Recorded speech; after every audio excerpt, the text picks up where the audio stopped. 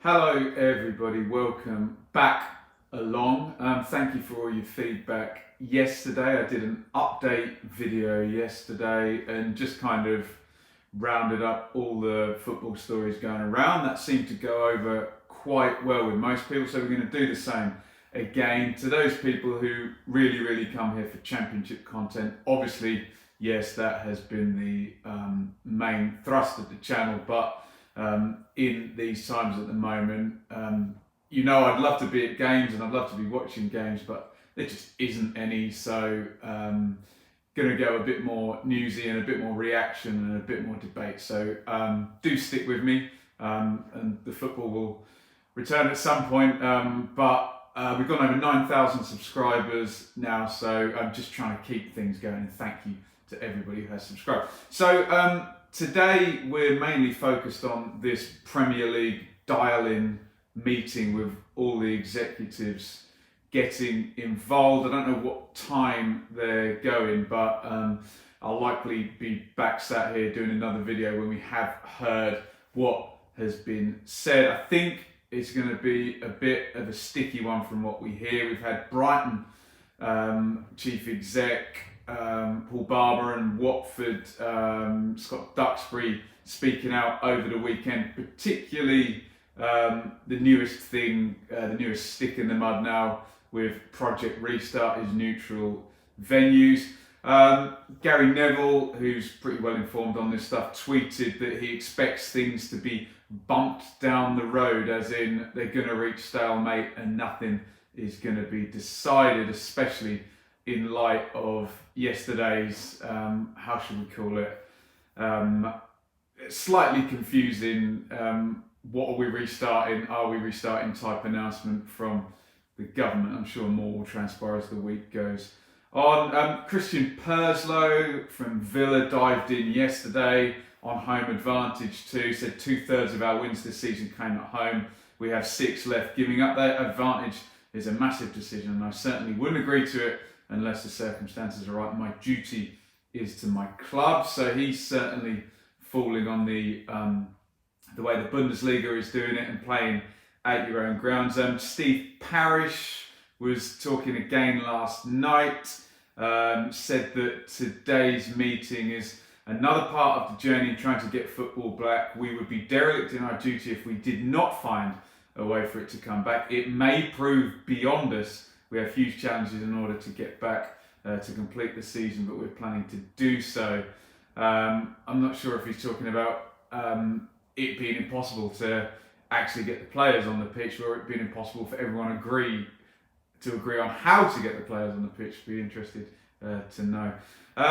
So the feeling is today that with them needing 14 out of 20 people agreeing on things, that it's going to be blocked. The rumours say that you've got a, quote, rebel group of Brighton, Norwich, Bournemouth, Villa, Watford and West Ham.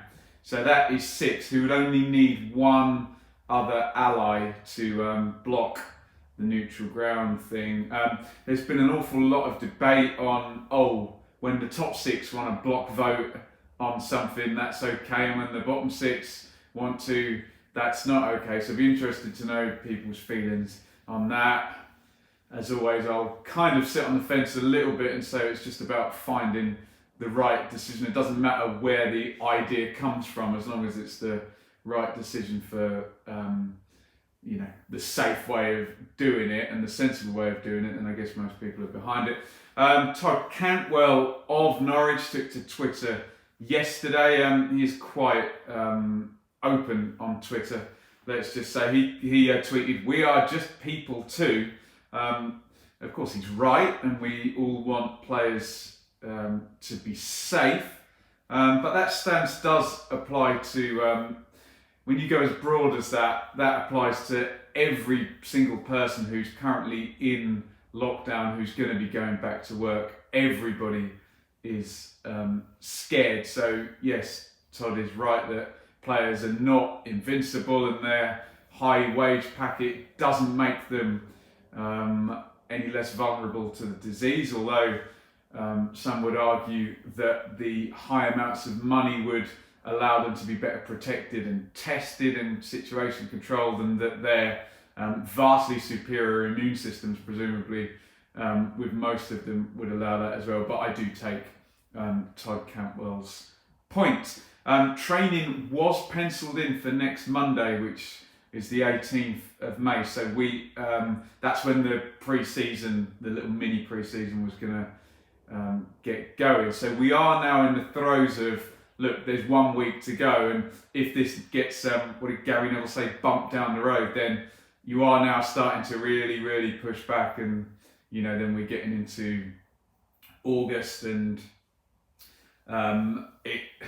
this feeling that everything needs to be done, and that you would then just start the next season, then gets closer and closer. I think it was the Mail Sport saying that if the clubs cannot agree, then the Premier League may end up having to overrule, in which case these, quote, the Rebel Alliance might be pushed into a position where they would just be relegated. So we will see about that. I'm sure if you go back to Christian Perslow's quotes from Aston Villa, I'm sure given the choice between playing in a neutral venue and just being relegated on your current points per game, I'm sure they'd go for the neutral venue.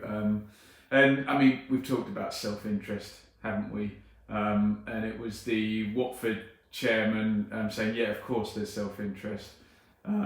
So look, we'll see how that all pans out, and no doubt we'll have more information by the end of the day. They're closing in Germany now. Saturday at 3:30 p.m. we'll get the first load of games happening there. Be a very, very interesting TV event. I think I'll be watching.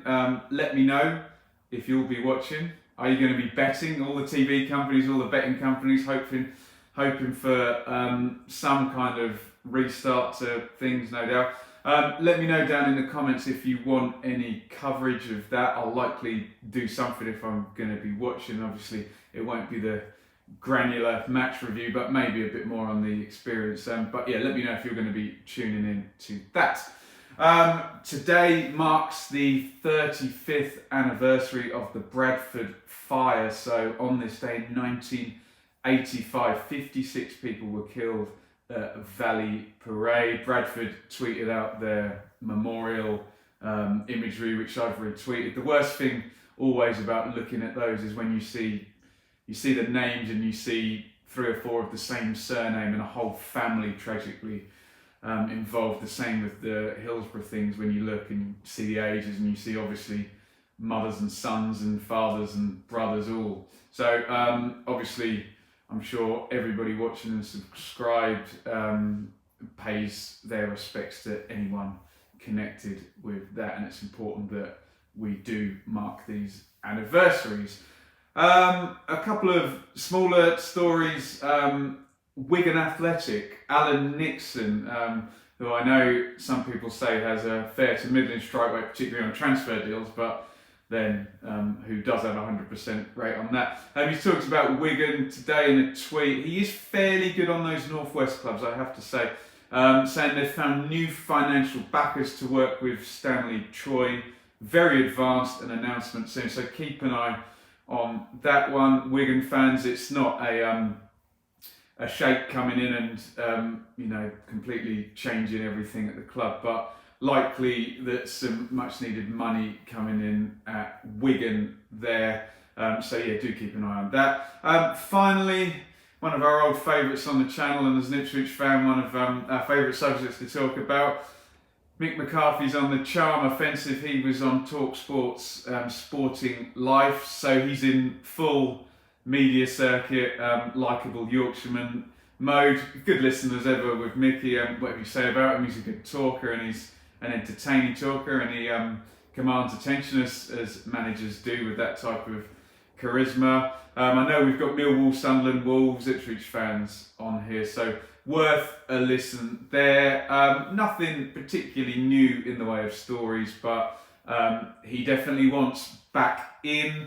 Small little oversight when he listed his Ipswich finishes. He just happened to miss out the 16th place lowest finish, glossed over that one, went on to the 12th place finish, which was his last one. So, yeah, interesting for someone so good with his own stats to miss that one on. But I'm just interested to know, where do you see him coming back? Because he will be back. I think we'll see him in the Championship in the next season, however and whenever that starts. Okay, so that is today's update video. So get your thoughts in on the possible blocking of the restart today. What do you think about that? What should the Premier League do if it does get blocked? Because we start to get into very messy legal territory, don't we? Let me know your thoughts on that. Your thoughts on the Todd Cantwell tweet. Do you want to have some content? Excuse me, couldn't think of the word, on the German restart at the weekend, as I'm sure there'll be a lot of people tuned in just to get their football fixed. Obviously, we've paid our respects to the 35th anniversary of Bradford. Thoughts on Wigan and potential some money coming in there. And on our friend Mick, and where do you think we'll see him coming back? That is today's updates. As always, please get involved in the comments when we're doing newsy type stuff. Really enjoy the debate going in the comments. That really, you can hear me talk all day long if you want, but I think when we're talking about newsy stuff, getting that debate going and hearing the different points of view is really, really important. In the comments, I would just give my usual plea of be kind and accept other people's opinions, even if they don't match up with yours. Let's not be aggressive and too prickly in this corner of YouTube. Thank you very much for watching. Follow on Twitter at Benjamin Bloom. Hit subscribe, ring the bell as I mentioned. I'm sure we'll have a few unsubscribed now just to spite me, but over 9,000 subscribers now, which is fantastic. Wouldn't it be great at some point to get over 10,000 subscribers? That would be wonderful. So in order to do that, I thank everybody for keeping watching, and I do need your feedback, and I do need you getting in the debate. I don't know when the next video will be. We're waiting for the next news to drop. If there's anything big from this Premier League thing, maybe we'll be back later today. If not, I will say I will see you for the next video. Keep safe, don't take any risks. Be nice to each other online, and have a nice day. Over and out.